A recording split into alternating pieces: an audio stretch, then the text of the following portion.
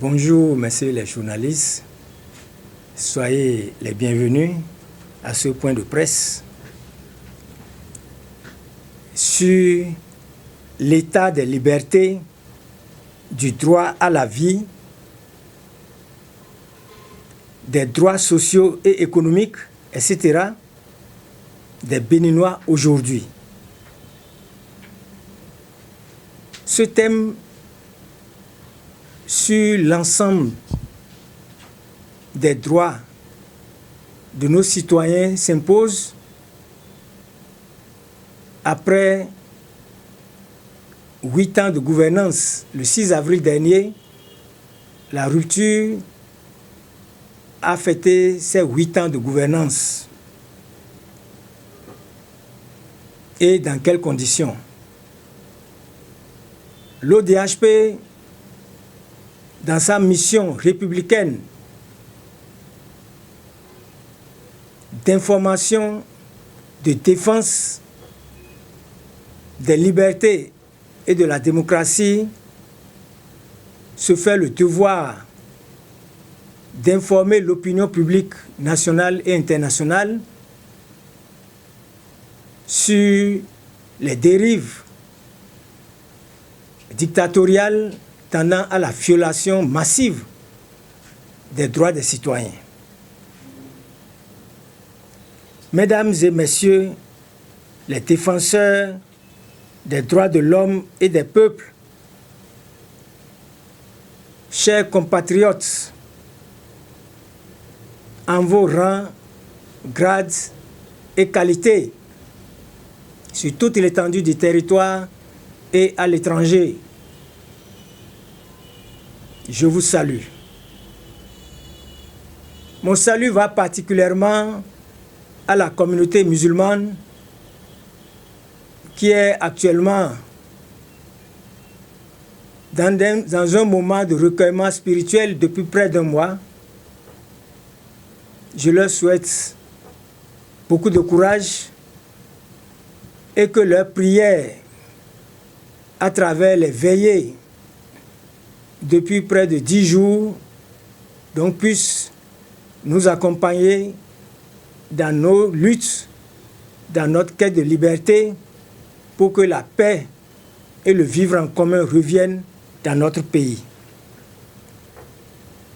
Cela dit, mesdames et messieurs, je voudrais m'adresser à vous ce jour pour sonner l'alerte et appeler à regarder de plus près en vue de dénoncer les assauts contre les libertés publiques de réunion, d'expression, de manifestation, etc. Les atteintes au droit à la vie, notamment la faim qui tenaille les familles dans le pays et les suppressions de la vie. Par ailleurs, les droits socio-économiques sont de plus en plus bafoués, piétinés partout dans le pays, sans que cela n'émeuve certains acteurs politiques. Nous allons simplement relever des faits pour illustrer ce qui se passe dans notre pays. Rappelons tout d'abord la campagne en cours pour la répression du non-port de casque. Pour annoncer la dite campagne, le directeur général de la police républicaine, M. Soumaïla Yaya, et ses collaborateurs à travers leur porte-parole disent ouvertement que la répression sera rude. C'est sans commentaire, mesdames et messieurs. Il y a là une incitation au massacre des citoyens par des agents de la police. Une déclaration de guerre contre notre peuple. Et ce qui se passe à travers le pays, avec la chasse aux âmes et aux usagers de la route, les morts d'hommes et d'enfants qui s'en suivent, le confirment à merveille. Comme si les drames déjà provoqués par cette opération ne suffisaient pas, Une deuxième phase de répression est annoncée, tambour battant, pour après la fin du mois d'avril. On y reviendra. Mesdames et messieurs, personne n'ignore que beaucoup de nos compatriotes sont encore en prison ou contraints à l'exil. Parmi les détenus politiques, on compte de nombreux jeunes élèves, étudiants, artisans et autres. Et cela depuis 3 ans et plus pour certains. Le président de la République, son Excellence M. Patrice Talon, a promis de les faire libérer et dit avoir donné des instructions au ministre de la Justice à cet effet depuis plusieurs mois. Nous citions cela aux environs d'octobre et de novembre. Nous sommes en avril. Eh bien, mesdames et messieurs, ces jeunes croupissent encore en prison dans toutes les prisons de notre pays.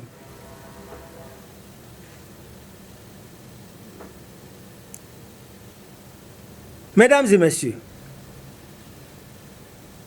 l'ODHP est préoccupé par cette situation et demande instamment à Monsieur le Président de la République d'ordonner la libération immédiate de ces détenus. En attendant leur libération, l'ODHP demande au ministre de la Justice, au procureur spécial et à toutes les autorités d'améliorer les conditions de détention de ces détenus, aussi bien à Missérété que partout ailleurs où ils sont détenus et vivent dans des conditions exécrables, au-delà de l'inhumanité. Dans ce registre, pour apaiser ces détenus et leur apporter un peu de soulagement dans leurs moments difficiles qu'ils traversent en ce moment, l'ODHP n'a jamais manqué de les assister matériellement, moralement, judiciairement, autant qu'elle peut, sans tambour ni trompette. Monsieur le Président de la République, il est temps que ces jeunes retrouvent leur famille, parce qu'en fait, de punition, ils en ont déjà eu. Il y a peu de temps, on a entendu les acteurs politiques se plaindre à Monsieur le Président de la République que des maires les empêchent de tenir des réunions. Tout le monde connaît et a entendu la réponse qui leur a été donnée. Il n'a pas été question que le ministre de la décentralisation et son homologue de la justice les rappellent à l'ordre ou que ces maires liberticides soient confiés au procureur de la République pour répondre de leurs actes. Mais bien au contraire, depuis lors, ces atteintes aux libertés de manifestation ou de s'exprimer ont continué de plus belle et n'ont pas cessé. Ainsi, dans le Koufo à Tofiklen ou dans l'Atlantique à Alada, on a observé que des commissaires de police initient des tentatives d'intimidation ou de dispersion de conférences publiques ou encore des tentatives d'interpellation de chefs de village ou de chefs d'arrondissement sous le mobile fallacieux qu'ils n'auraient pas empêché la tenue de conférences publiques sur leur territoire. Revenant à la question de la répression des motocyclistes en cours, les communiqués d'annonce faits par la police républicaine sont des incitations au massacre.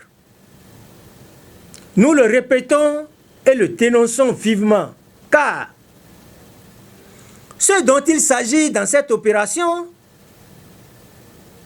devrait être une opération citoyenne, non seulement de contrôle,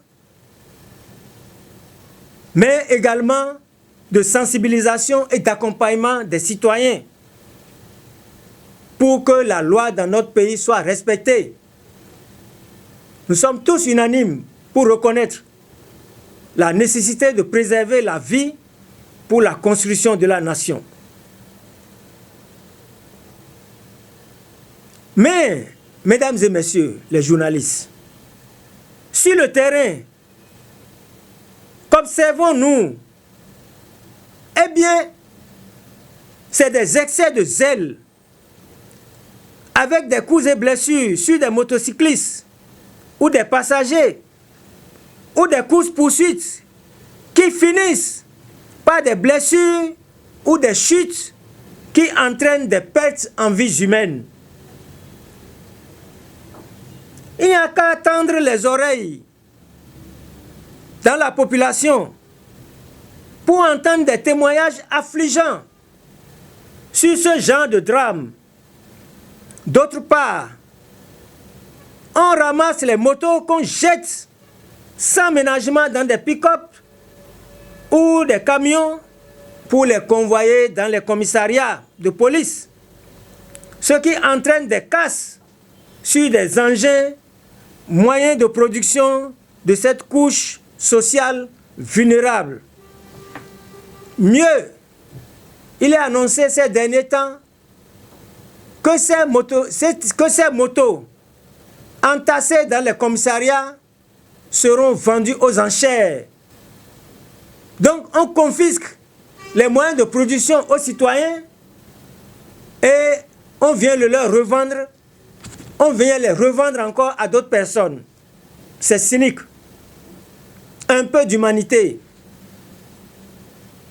Un des cas les plus tragiques se serait produit à Kétou, avec la mort d'un enfant frappé sur la tête au dos de sa mère et qui aurait perdu la vie. Dans cette campagne agressive, il arrive des incidents regrettables, comme celui intervenu à Azové avec l'agent de police. Mais la police aggrave la situation en procédant illégalement à l'arrestation pendant un temps des parents du motocycliste qui aurait pris la fuite. Cela n'est pas admissible, car chacun répond en matière pénale de ses actes. Un parent ne peut répondre pour son enfant pour l'infraction qu'il a eu à commettre. C'est la loi qui le dit, ce n'est pas nous. Ce sont là les méthodes propres aux régimes dictatoriaux. Ces forfaits qui conduisent à la suppression de la vie contraignent les motocyclistes, les usagers de la route, les populations à la révolte inévitable, à des protestations légitimes. Pendant qu'on n'a pas fini de déplorer les abus et les pertes en vies humaines causées par cette campagne de répression pour non-port de casque, la police républicaine annonce une seconde phase devant commencer dès la fin du mois d'avril. On y parle de répression de surcharge pour des motocyclistes et les automobilistes. Et la surcharge ne sera pas réprimée si l'âge du troisième passager est compris entre 0 et 10 ans. Il faut craindre de nouveaux abus et de nouvelles vexations contre la population. C'est pourquoi l'ODHP, dans sa mission d'information et d'alerte, invite plutôt les autorités de la police républicaine et le gouvernement à en tirer les conséquences et mettre fin à ces exactions inacceptables. Car la solution à la sécurité routière devrait être d'abord et avant tout le développement du transport en commun. Cela évitera aux populations d'avoir recours à des motocyclettes. Ensuite, à la subvention des casques pour que l'achat de ces casques soit accessible au plus grand nombre. On n'oubliera pas le contexte dans lequel nous sommes actuellement, un contexte de crise économique, d'amenuisement du panier de la ménagère, un contexte de faim, de diminution du pouvoir d'achat de nos concitoyens. Le chef de l'État lui-même n'a-t-il pas avoué qu'on n'a pas besoin d'être un expert pour constater que la misère s'est installée dans notre pays? Dit le premier d'entre nous, le chef de l'État lui-même. C'est dire qui devrait logiquement et automatiquement venir en aide aux affamés, aux déshérités et de toute urgence. Bien au contraire, chaque jour, c'est la prise de nouvelles mesures qui entraînent un peu plus d'entraves et de souffrance pour les différentes couches sociales de notre pays. Qu'on ne vienne pas nous dire que les moyens manquent. Le coton est subventionné à hauteur de plusieurs dizaines de milliards par an. Des produits qui ne sont pas commercialisés par l'État, mais qui en retour ne rapportent pas grand-chose dans les caisses, car ils bénéficient des exonérations et de réductions d'impôts qui sont d'autant de manques à gagner qui auraient pu servir au financement du social, puisque lui-même avait dit que son mandat serait sous le signe du hautement social. En termes de hautement social, c'est plutôt de hautement antisocial, de misère, de faim et de mort collective. Mesdames et messieurs les journalistes, chers compatriotes, lorsqu'on jette un coup d'œil dans le secteur de l'éducation, c'est un véritable drame de pénurie et de privation de toutes sortes qui suscite des protestations et des grèves des enseignants. On y continue de chasser les apprenants des cours pour non-paiement de contributions scolaires. C'est grave. Et c'est ahurissant et rétrograde. En ce que ces contributions doivent être supprimées pour répondre au droit à l'instruction des fils du pays et aux engagements internationaux pris par le Bénin à l'ODD 4, etc. Au niveau des étudiants, c'est un drame. C'est désormais les services sociaux dont ils sont privés, transport, restauration, hébergement, etc. Cela vient aggraver le tableau déjà sombre des exigences des enseignants, du personnel administratif et de soutien et des étudiants à l'avenir désormais hypothéqué. Dans le registre des atteintes aux droits de propriété des citoyens, Il y a les expropriations tous azimuts pour cause d'utilité publique qui se poursuivent. Elles sont arbitraires, car elles se font sans juste et préalable indemnisation, ainsi que le prévoit la loi. Et des cas nouveaux viennent s'ajouter aux anciens déjà existants. Il en est ainsi à Togben, à Kassato, à Ouanozon, à nouveau à Alada. Le gouvernement tente des justifications qui ne tiennent pas la route et qui ressemblent plutôt à des dépossessions à la limite de l'escroquerie des citoyens béninois au profit d'investisseurs privés dans certains cas. Ces nouvelles expropriations succèdent à celles de Djako, où les populations, les habitants de cette localité ont été chassés, les maisons démolies pour y planter des cocotiers en leur lieu et place.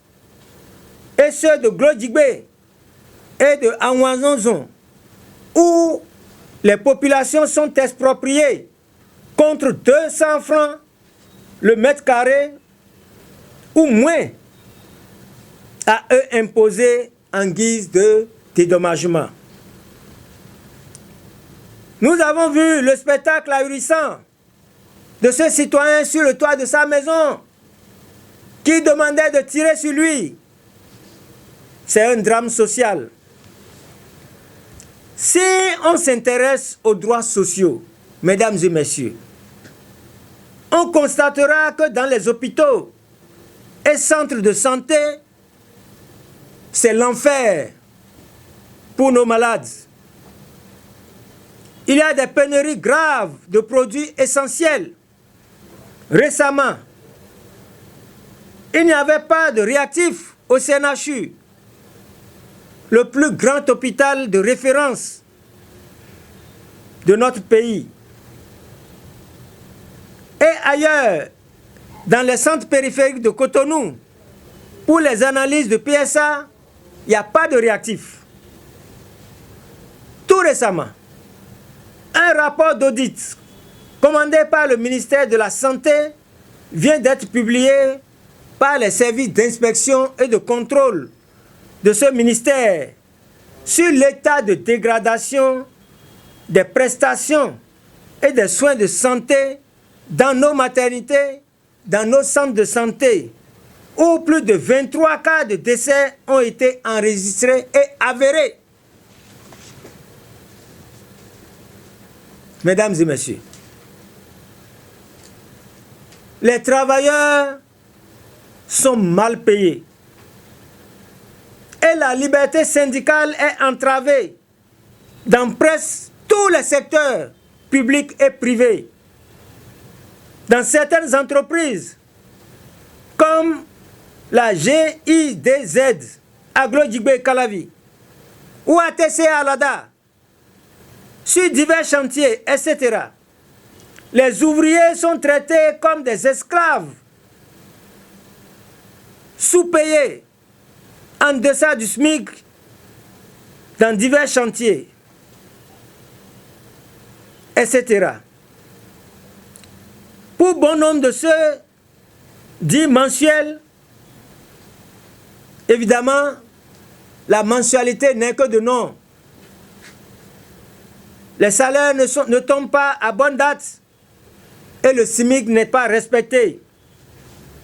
Et tout cela, bien sûr, avec la bénédiction du gouvernement. Évidemment, le gouvernement autorise les investisseurs à venir au Bénin pour s'installer sans payer le moindre copec d'impôt pendant 17 ans, avec également les avantages des lois scélérates telles celles sur l'embauche, toujours dénoncées par les travailleurs. C'est inacceptable. Et les travailleurs et les ouvriers ont raison de protester de diverses manières et d'aller en grève comme cela s'observe de plus en plus. Ils doivent être écoutés pour la satisfaction de leurs légitimes revendications. Ainsi que nous le disions à l'entame, le gouvernement, par ses diverses mesures, est comme en guerre contre notre peuple et aucune couche n'est épargnée. L'ODHP dit que c'est préoccupant et c'est assez. On en a marre. Suffit. Il faut laisser le temps au peuple de souffler en atteignant la faim, la misère que lui imposent les gouvernants, que le chef de terrain lui-même reconnaît en amont.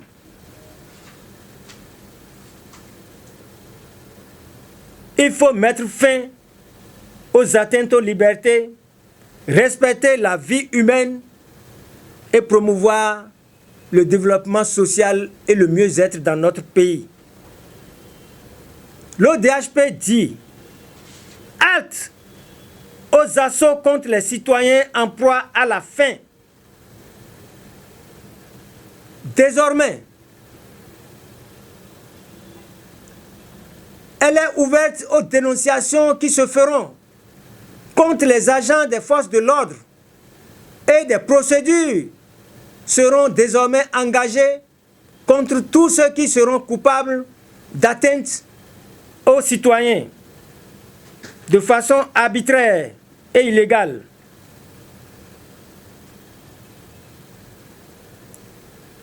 Mesdames et messieurs, l'ODHP dit halte au massacre des motocyclistes et des usagers de la route. Halte aux menaces pour empêcher de dénoncer l'arbitraire et les abus de toutes sortes dans notre pays. Face à l'arbitraire, face à la misère et à la faim, face à la suppression de la vie humaine, face au traitement inhumain et dégradant, le peuple a le droit de résister et de riposter pour le bien-être social et un ordre nouveau, plus juste et plus humain. Je vous remercie.